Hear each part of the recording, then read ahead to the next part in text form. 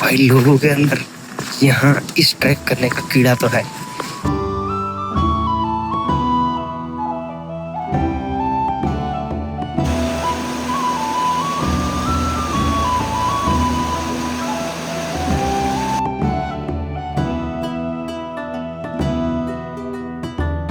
नमस्कार दोस्तों, कैसे हो आप सभी लोग। स्वागत है आप सभी का मेरे ब्लॉग पे। और आज हम जा रहे हैं पंचाचोली का ट्रैक कर रहे हैं। और पिछले रात हमने स्टे किया था दारवा वैली के धातु गांव में। अभी लगभग कोई कह रहा है कि 4 किलोमीटर का ट्रैक है और कोई कह रहा है 8 किलोमीटर का ट्रैक है। अभी शायद 1-1.5 किलोमीटर तो हम आ चुके हैं ऊपर, और बाकी अब देखते हैं जहाँ से हमारे को प्रॉपर पीक दिखनी शुरू हो जाएगी, हम वहीं से रिटर्न हो जाएगी। भाई बहुत थकान हो रही है दोस्तों। ये है सामने धातु गांव, और इस गांव के चारों तरफ बर्फीले पहाड़ देखने को मिलेंगे आपको।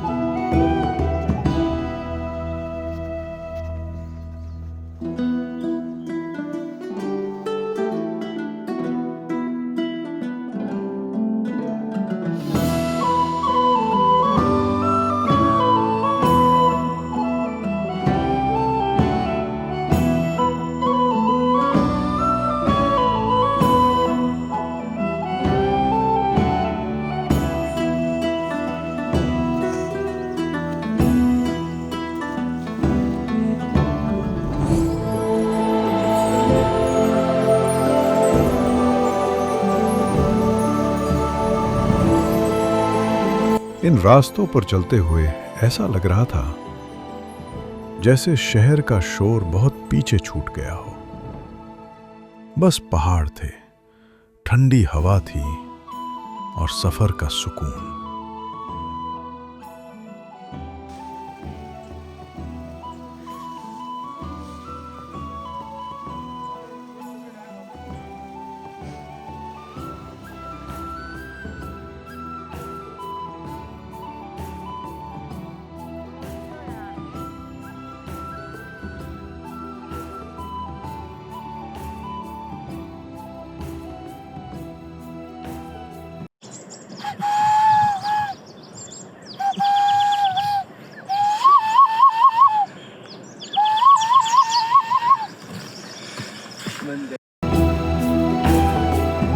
पहाड़ों से गिरता ये पानी सिर्फ एक झरना नहीं, ये प्रकृति की आवाज है जिसे सुनकर मन अपने आप शांत हो जाता है।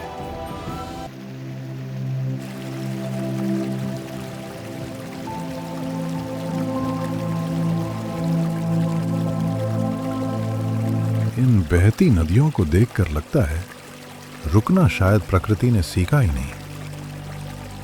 बस चलते रहो अपने रास्ते पर।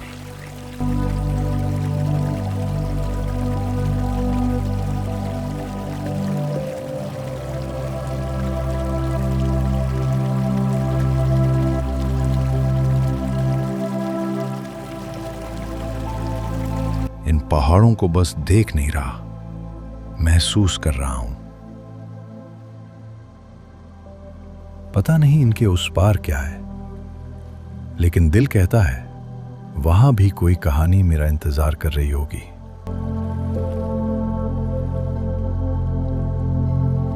यहां की खामोशी भी कुछ कहती है, शायद वो बातें जो शहर कभी सुनने ही नहीं देता।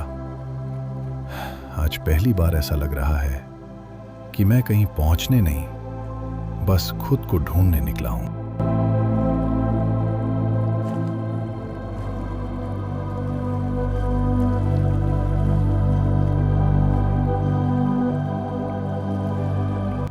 के ये फूल पहाड़ों की मुस्कुराहट जैसे लगते हैं। इन जंगलों में चलते चलते कब सफर से प्यार हो जाता है पता ही नहीं चलता। हवा में ठंडक है, रास्तों में सुकून है, और इन छोटे छोटे पलों में एक अलग ही खुशी छुपी हुई है। शायद इसलिए पहाड़ सिर्फ जगह नहीं होते, एक एहसास होते हैं।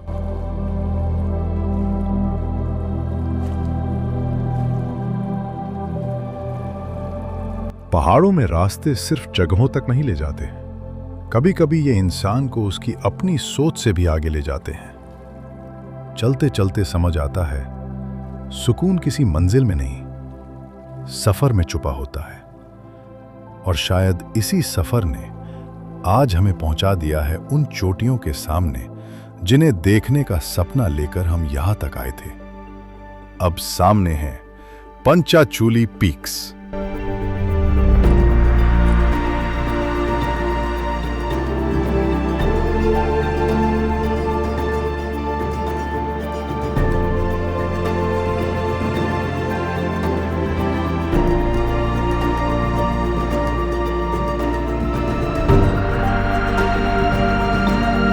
सामने दिख रही ये पंचाचूली की चोटियां सिर्फ बर्फ से ढके पहाड़ नहीं हैं, इनके साथ जुड़ी हैं सदियों पुरानी कहानियां। कहा जाता है कि महाभारत के समय स्वर्ग की ओर जाते हुए पांडवों ने अपना आखिरी भोजन यहीं बनाया था।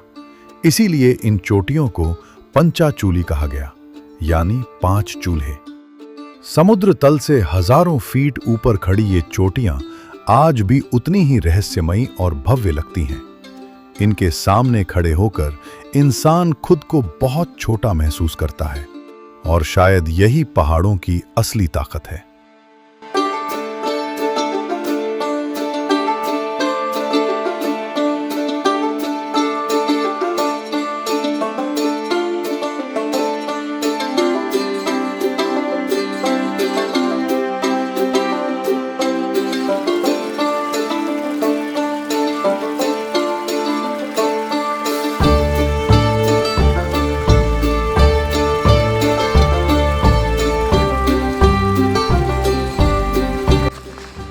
लोगों के अंदर यहाँ इस ट्रैक करने का कीड़ा तो है।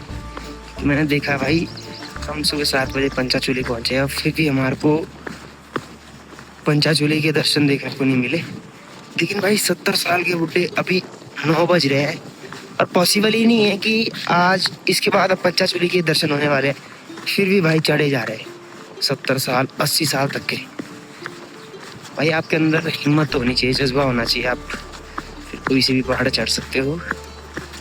और आपको मैं गांव दिखाता हूँ। यहाँ से ये रहा गांव, धातु गांव। भाई ये गांव मेरे को जो यहाँ से दिख रहा है, जहाँ हमने कल रात स्टे किया था। अब सामने जो गांव दिख रहा है धातु गांव, और इस गांव का नाम मुझे नहीं पता भाई, फिर भी मैं आपको इस गांव के बारे में बता दूंगा, जहाँ से ये ट्रैक स्टार्ट होता है पंचाचूली का। बस अभी यहाँ से 1-2 मिनट या 5 मिनट लगने नीचे उतरने में। ये है डुक्टू विलेज, धर्मा वैली का एक छोटा सा खूबसूरत गांव जो समुद्र तल से करीब 10,000 फीट की ऊंचाई पर बसा हुआ है। चारों तरफ ऊंचे पहाड़, बर्फ से ढकी पंचाचूली की चोटियां और बीच में बसा ये शांत सा गांव मानो किसी दूसरी ही दुनिया का हिस्सा लगता है। यहीं से शुरू होता है पंचाचूली पीक्स के बेस कैंप का मशहूर ट्रैक। यहाँ जिंदगी आज भी प्रकृति के बहुत करीब चलती है, न शहरों जैसा शोर, न भागदौड़, बस सुकून। और इसी सुकून के साथ आज का ये सफर यहीं खत्म करते हैं। मिलते हैं अगले भाग में एक नए रास्ते और नई कहानी के साथ।